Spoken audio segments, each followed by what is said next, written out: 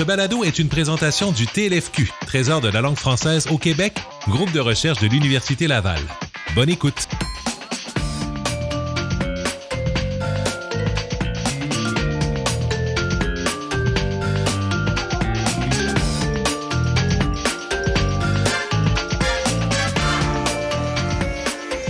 Bienvenue à ce nouvel épisode de la balado du Trésor de la langue française au Québec du TLFQ. Raymond Poirier, à nouveau, toujours un plaisir d'être avec vous pour explorer l'univers de la lexicologie, l'univers de la langue française au Québec. Et je le fais toujours avec, à mes côtés, Robert Vézina, qui est directeur du Trésor de la langue française au Québec, qui est basé à l'Université Laval. Bonjour Robert. Bonjour Raymond. Et t'es pas mon invité cette semaine, par contre, puisqu'on a le plaisir d'être en compagnie d'un ancien directeur du Trésor de la langue française au Québec. Il s'agit de Claude Poirier. Bonjour. Bonjour. Alors, Claude Poirier, d'ailleurs, on le mentionne d'entrée de jeu, là, vous avez reçu à l'automne 2021 un grand honneur, le prix Georges-Émile Lapalme, qui est remis dans le cadre des prix du Québec, qui est un honneur pour votre carrière et qui rejaillit, dans le fond, sur le TLFQ dans son ensemble. Alors, félicitations, évidemment, pour cet honneur. Et on veut profiter de votre présence pour replonger un peu d'entrée de jeu dans l'histoire du TLFQ, savoir un peu, ça a commencé comment? Parce que dans le fond, le premier directeur était Marcel Junot, mais Claude Poirier, vous avez été parmi les premiers collaborateurs du groupe de recherche. Oui, et le Trésor de la langue française au Québec, c'est curieux, mais il est né d'abord en France. C'est Marcel Junot qui a fait une thèse de doctorat sur l'histoire de la prononciation française au Québec. Son directeur de thèse lui avait dit, ça vaut pas la peine, c'est trop léger comme sujet. Il faudrait que tu ajoutes tout le lexique. Là, il n'imaginait pas ce que c'était. Il ouvrait une porte incroyable. Là. Donc, Marcel Junot s'est préparé à Strasbourg. Il est allé faire l'étude des dialectes à Lyon avec Monseigneur Gardette, qui était le grand spécialiste de l'époque. Il est revenu au Québec, il a eu un poste de professeur, et c'est là qu'on s'est rencontrés. Donc, dès le début, on a cliqué, c'est quoi de le dire, et on a fait un livre ensemble qui s'appelle « Le livre de contes de meunier québécois ». On l'a publié en 1973. Je suis entré comme professeur en 1975, et là, l'aventure a commencé. Là. Donc, ça s'est déboulé rapidement, dans le fond. Une fois la thèse, une fois la brèche ouverte, là, on a plongé dans cette brèche-là. Oui, mais Marcel Junot, en faisant son étude sur la prononciation, avait commencé à faire un fichier. Là, il y avait quelques boîtes de chaussures vides dans lesquelles il mettait les fiches. On a continué ça avec les boîtes de chaussures. Puis, à un moment donné, on s'est dit, ça n'a pas de bon sens, ça nous prend des fichiers. On a acheté des fichiers. On a rempli les fichiers peu à peu. On a engagé 5 étudiantes au début qui faisait le tour des centres d'archives pour dépouiller des textes. Alors, dans le fond, le dépouillement, c'est pas fait sur place, c'est fait dans les centres d'archives. Puis, au début, en tout cas. Par la suite, ça a été différent. Alors, là, pendant un bout de temps, on voyait défiler des boîtes de fiches. Alors, moi, je recevais des boîtes de fiches. Junot recevait d'autres. Il y a eu également Micheline Massicotte qui s'est jointe à nous, qui a fondé le Trésor avec nous. Alors, on recevait des boîtes, on les vérifiait, puis on les donnait à classer.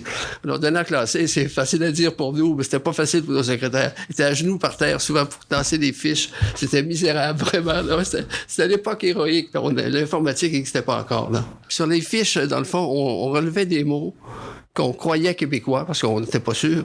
On croyait québécois et on copiait le contexte. Mettons qu'on trouvait un mot dans le mot poignée dans un texte quelconque, dans un journal du 19e siècle. Alors, on prenait l'adresse du journal, le contexte le plus possible, puis la référence, quoi, pour qu'on puisse retrouver l'exemple, qu'on puisse le citer plus tard. Alors, évidemment, si c'était à refaire aujourd'hui, on ne ferait pas ça. Là. On dirait directement à l'informatique. Là. Mais c'est les modestes débuts du Trésor de la langue française au Québec. Et la brèche dont on a parlé, est-ce qu'il y avait un climat social particulier ou des éléments particuliers qui faisaient que au début des années 70, il y avait une volonté, une ouverture ou une nécessité peut-être d'amorcer ces travaux-là? C'est sûr que le contexte était très favorable. Juste avant nous, il y avait un projet qui s'appelait Dictionnaire étymologique de l'ancien français, qui recevait des subventions du fédéral. C'était un projet qui était basé en Allemagne, mais qui avait une collaboration au Québec avec M. Jean-Denis Gendron. Alors, le Conseil de recherche en sciences humaines du Canada avait reçu leur demande de renouvellement et nous, on a proposé une demande de financement et c'est nous qui avons obtenu le financement. Donc, on a pu commencer avec une subvention qui était énorme pour l'époque du Conseil de recherche en sciences humaines du Canada. Donc, il y avait vraiment une volonté, dans le fond, d'appuyer des initiatives qui allaient nous permettre de mieux comprendre, dans le fond, comment avait évolué le français au Québec. Il faut se remettre dans les années 70. C'est une année où les idées nationalistes étaient dominantes. La culture québécoise était importante. On a fait beaucoup de publications presque jusqu'à l'an 2000, là, un peu avant quand même pour la fin. Et là, c'était la culture québécoise. À partir de l'an 2000, ça a tombé. Là, on dirait que c'est plus intéressant. Là. C'était un peu plus difficile. Mais l'époque que j'ai vécue comme professeur, c'est l'époque idéale pour un professeur d'université. La société partageait les valeurs qu'on approfondissait. Oui, puis nécessairement, dans le fond, à travers l'étude de la langue, il y a beaucoup d'éléments qu'on comprend sur la construction d'une identité, la construction d'une culture. C'est sûr que ces questions-là nous ont habités tout le temps et on a régulièrement fait des textes qui font référence à cette culture. La langue, dans le fond, en soi, c'est une culture. Là. Mais dans le contexte de la querelle du joual, pour ceux qui savent à quoi je réfère en disant ça, qui est quand même que fait rage à partir de la fin des années 60, est-ce que les travaux du Trésor de la langue française au Québec ont pu être interprétés d'une manière négative au regard justement de cette crainte là, de l'envahissement du joual là, dans la langue courante? C'est sûr que notre projet a été suspect jusqu'à un certain point de par les autorités linguistiques comme l'Office de la langue française. L'Office est bien racheté par la suite parce qu'il nous a appuyés depuis le début des années 2000. Il s'est joint à nous d'une certaine façon. Mais les gens de l'époque qui s'occupaient de langue s'inquiétaient un peu qu'on mette en valeur des mots comme placoter, des mots comme ça. Ils trouvaient ça un peu exagéré. Et j'ai eu un compte-rendu, je me rappelle, d'un dictionnaire qu'on a publié en 1985 qui s'appelait Dictionnaire du français québécois. J'ai eu un compte-rendu d'un terminologue qui disait « C'est excellent, c'est une recherche inouïe, mais il faudrait pas que les gens prennent ça comme référence. Il y a tout un chapitre qui nous a servi disant « Prenez pas ça comme référence, c'est pas le... » Plus tard, j'ai travaillé au Dictionnaire du français plus, où là, c'était une révolution. On avait mis l'accent sur les mots québécois qui étaient à la référence, et non pas les mots France. Pour illustrer ce que ça veut dire, c'est que quand vous prenez un dictionnaire de France comme le petit Robert, il vous donne des mots français de France. Quand c'est québécois, il met entre parenthèses Québec ou Canada. Alors nous, on a fait le contraire. On a mis entre parenthèses des mots qui sont strictement français qu'on ne connaît pas au Québec. Alors ça a fait scandale. Et ça a provoqué tout un débat qui était très positif dans le fond, si on regarde les conclusions qui en découlent. Là. Pouvez-vous nous rappeler les conclusions, justement? C'est-à-dire que les conclusions sont venues avec le temps. Au départ, le débat, il y avait des pour et des contre. C'était vraiment très tranché. Et par la suite, moi, je réfère à nouveau à l'Office de la langue française. Après ce débat-là, on a vu leur politique changer un peu. Ils ont fini par accepter l'idée que le français québécois, dans le fond, était une référence, mais il fallait le décrire. Il fallait en montrer les différents registres. Parce que tout dans le français québécois n'est pas digne de figurer dans la langue soignée. Il y a la langue soignée et la langue populaire. Nous, on a mis l'accent sur la langue populaire, la langue auquel le peuple est le plus attaché. Et justement, en termes d'études, j'imagine qu'au départ, il y avait une urgence d'étudier des mots, par exemple, qui n'avaient pas encore fait l'objet d'un article de dictionnaire. Exactement, c'était le but premier. Dans le fond, le dictionnaire que nous avons envisagé visait à décrire les mots qui sont propres au français du Québec. Propre au français du Québec, c'était peut-être un peu vite dit, parce qu'on ne savait pas ce qui était propre au français du Québec. Je vous donne un exemple. Quand nos étudiants travaillaient à faire des fiches, le mois avant midi, on avait récolté 3-4 fiches. Et quand j'ai fait ça, j'ai fait mention à mes collaborateurs qu'avant midi, c'était un Québécois au centre de matinée. Là, on a eu des milliers de fiches. On ne savait pas exactement. On marchait dans un terrain inconnu. Et moi, j'avais l'impression au début que c'était un projet envisageable, qu'on allait réussir à faire ça vraiment pour 97. Mais à mesure que j'avançais, les sueurs me coulaient sur le dos. Je me disais, ça n'a pas de bon sens. C'est l'ampleur de ce projet-là. Encore aujourd'hui, je pense que ce qu'on a fait, c'est beaucoup, mais il reste, je dirais qu'il reste 2 fois plus à faire. Avant qu'on fasse l'histoire de tous les mots québécois, on a encore du temps. Oui, parce qu'on en parlait dans les premiers épisodes. Dans le fond, l'idée, c'est qu'on fait l'histoire de quelque chose qui n'est pas fixe, qui est en constante évolution. J'imagine, au fil des recherches, on trouve des nouvelles brèches qui ouvrent des nouvelles, qui ouvrent des... Mais là, vous avancez une nouvelle difficulté d'une certaine façon. La première difficulté, c'était d'abord de décrire ceux qui ont là. Et dans ce premier champ, il en reste énormément. On a peut-être fait le tiers de ce qu'il y a, de l'ensemble de nos travaux. Il devrait en rester 2 tiers à faire. Parce qu'on découvre chaque jour que ça... Parce que quand on dit que c'est québécois, parfois c'est très ténu, parfois c'est fortement québécois. Parfois c'est ténu, c'est la distribution qui n'est pas tout à fait la même. Alors que dans d'autres cas, c'est un sens profond qui n'est pas le même, là. Donc, en fait, fallait d'entrée de jeu, quand on faisait l'analyse du mot, établir des critères pour dire si c'est un mot québécois ou non, qu'est-ce qui fait que... C'est ça. Et il fallait inventer ces critères-là. Ils n'étaient pas encore en place à l'époque. C'est ça. Mais là, j'avais une bonne équipe quand même. Je nomme les premiers collaborateurs.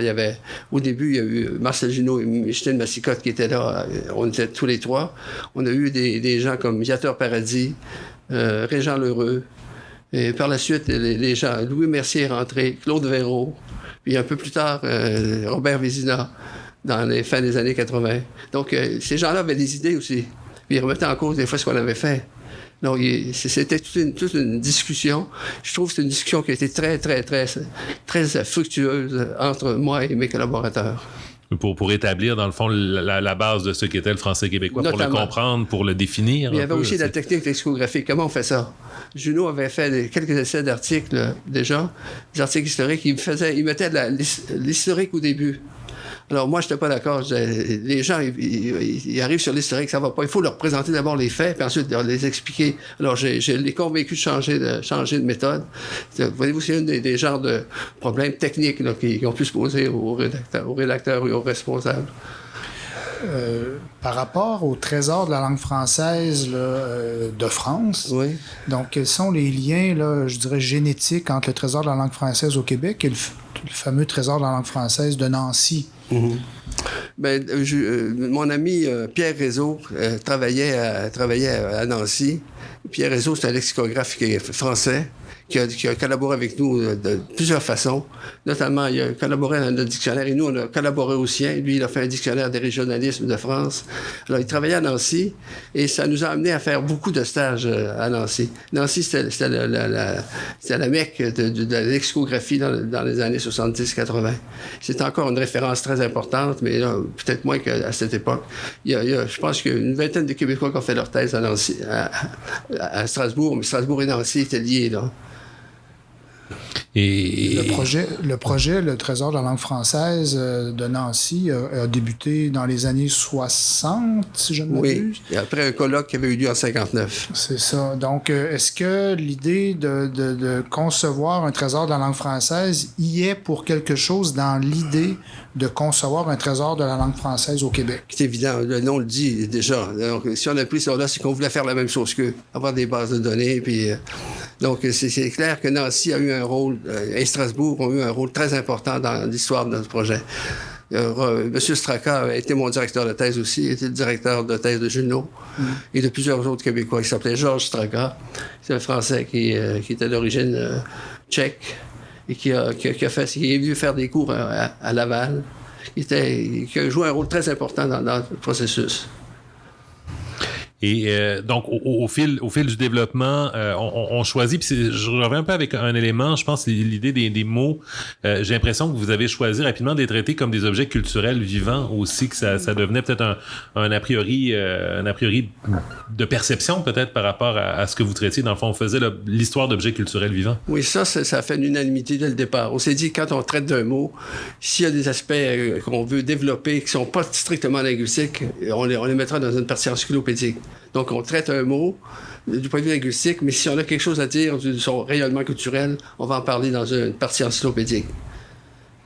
Donc vraiment, c'est de structurer un peu l'approche et en s'inspirant aussi, j'imagine, on parlait tantôt du Trésor de la langue française à Nancy, donc il y a des méthodes qui ont été mises en place de leur côté, que vous adaptez dans le fond aux réalités de la recherche sur la langue québécoise. Je vous donne un exemple. J'ai fait récemment le mot épivarder.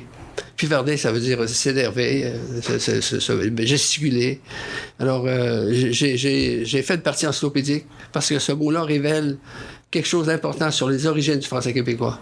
Le mot vient de France et les façons dont il a évolué du point de vue sémantique sont liées à son existence en France. Donc, on établit ces liens-là. Les liens sont faits dans la partie historique, mais parfois, du point de vue culturel, on a quelque chose de plus à ajouter. Puis dans le fond, le sens profond va dépendre de la culture dans laquelle on se place, parce qu'au Québec, on imagine que c'est le sens québécois qui a prédominance, versus dans d'autres régions. Ce qu'il faut comprendre, c'est qu'en France, on y entend beaucoup de québécisme, des mots qui sont québécois, mais c'est connu dans des petites régions. À Chalais, ça se dit en France.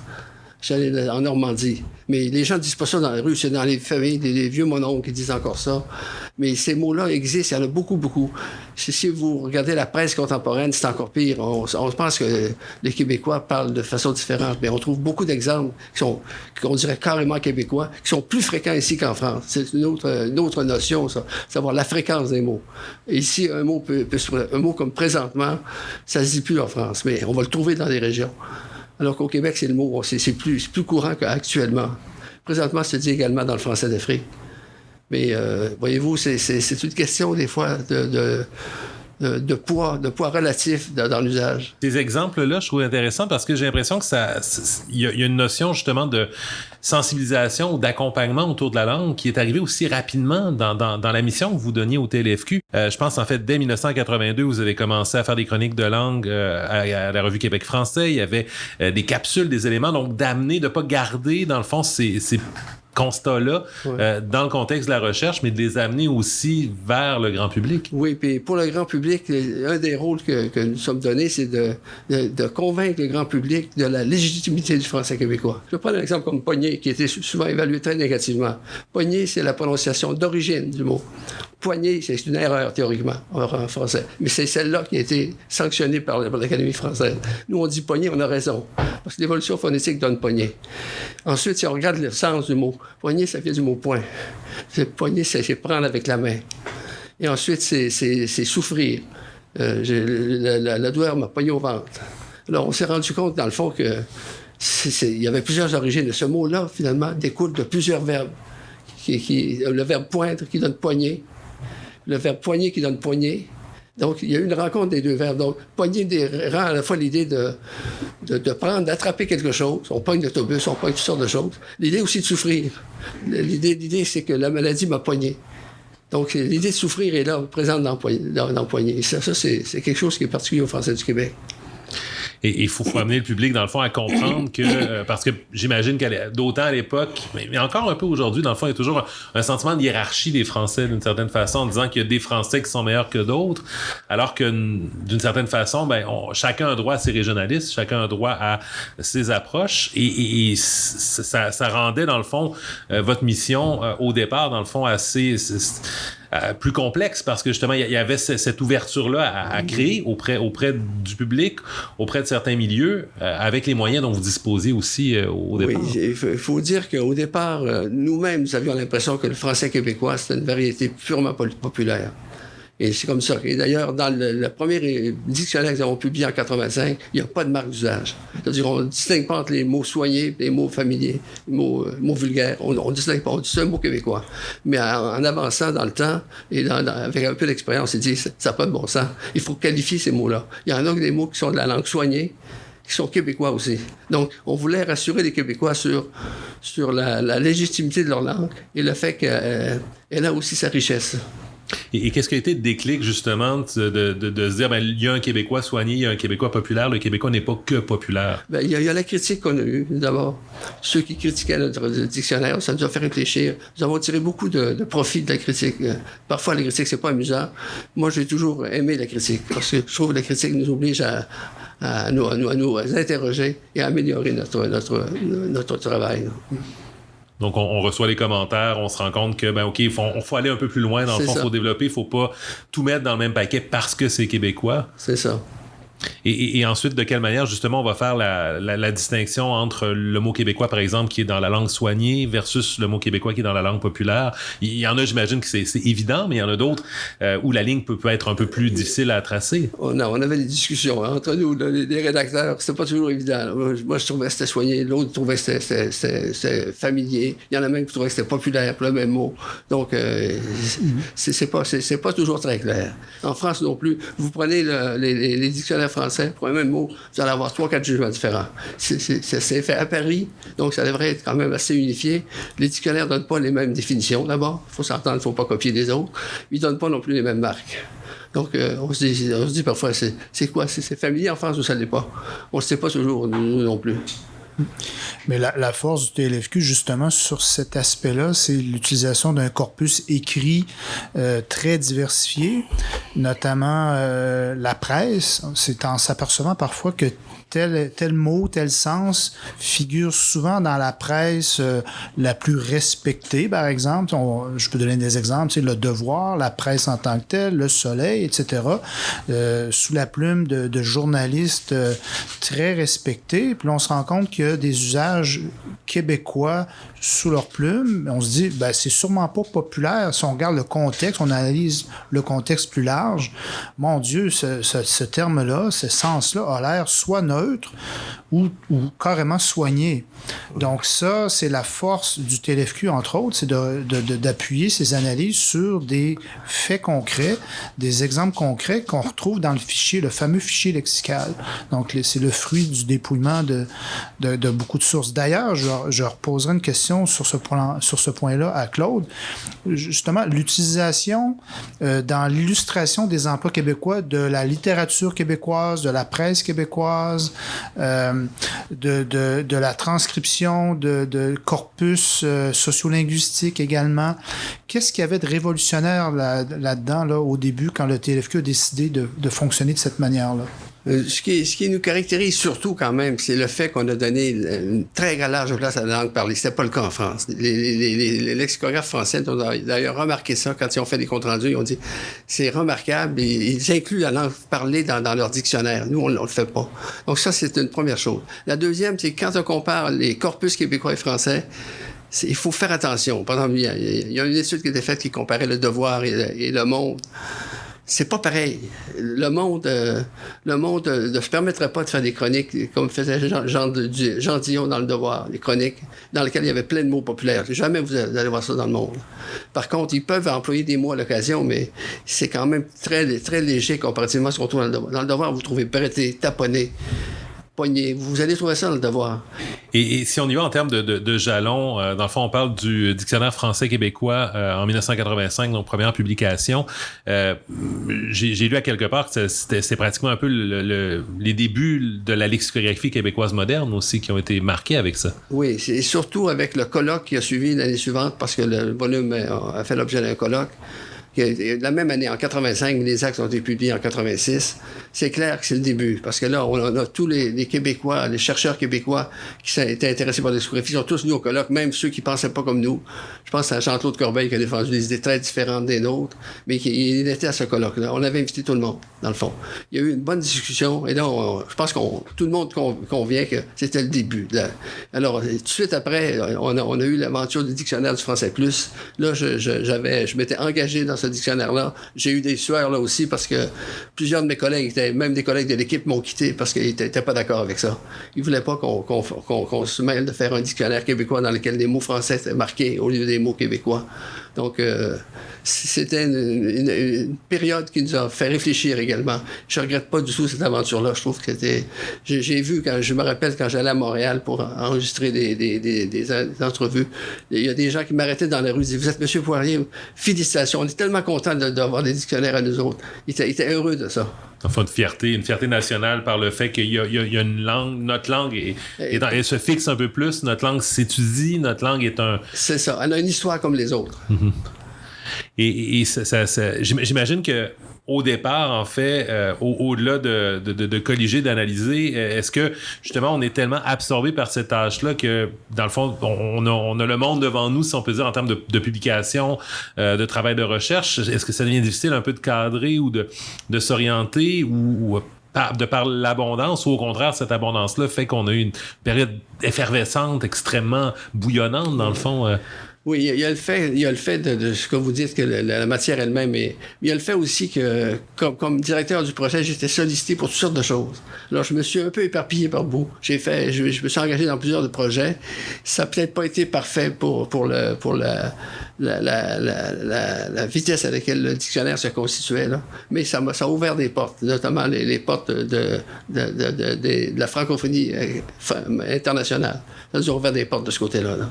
Et au fil de votre parcours, on parle de quoi, à peu près 230 étudiants et étudiantes qui ont travaillé au Trésor également. Donc, il y a eu beaucoup de jeunes qui sont intéressés à ces créneaux-là, qui ont contribué aussi au développement de ces disciplines-là. Oui, ces jeunes-là ont été remarquables. J'ai reçu environ 128 stagiaires, 130 stagiaires qui venaient de 32 pays différents parce qu'ils s'intéressaient à notre projet.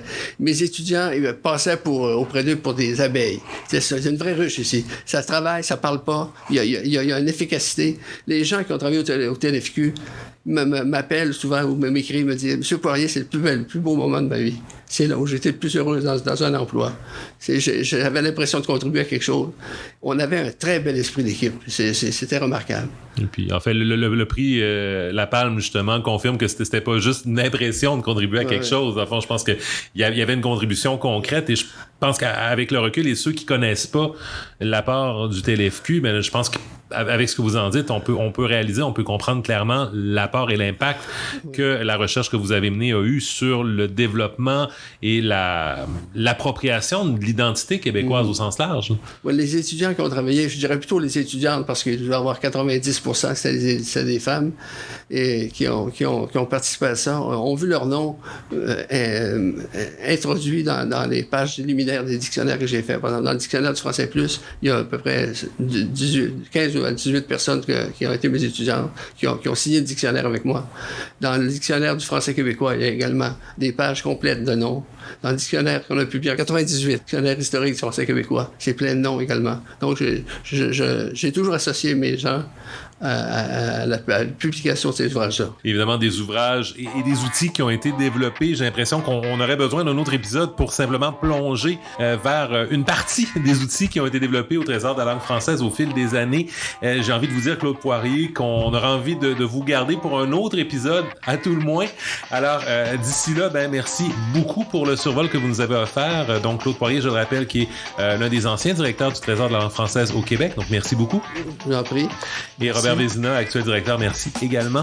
Alors, je rappelle que vous écoutiez la balado du Trésor de la langue française au Québec, groupe de recherche de l'Université Laval.